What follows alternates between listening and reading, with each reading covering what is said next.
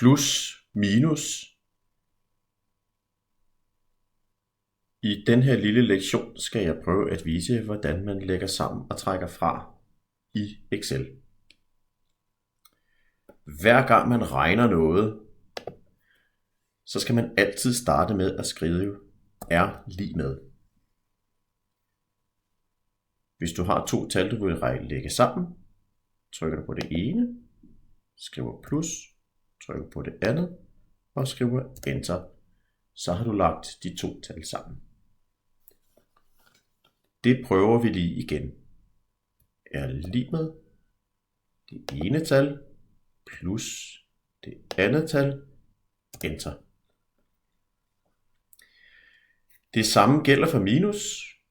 Gå op det sted, hvor du gerne vil regne, skriver er lig med det ene tal minus det andet tal, enter.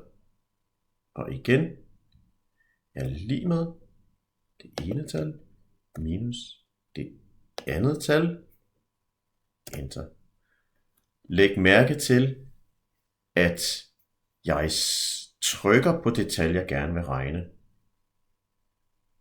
Hvis jeg trykker på det, jeg har regnet ud, kan jeg se, hvad jeg har gjort.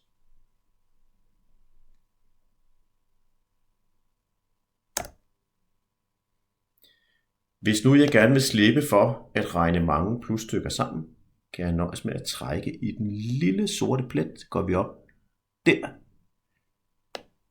Og så trækker vi ned, og så regner det sammen. Det samme med minus. I kan se, at cursoren er et stort hvidt kryds, men når jeg går ind på et felt og trykker på det, så kan jeg ramme det sorte hjørne, så bliver det til et lille sort plus. Går ned sådan der, og så har den regnet det sammen. Helt simpelt.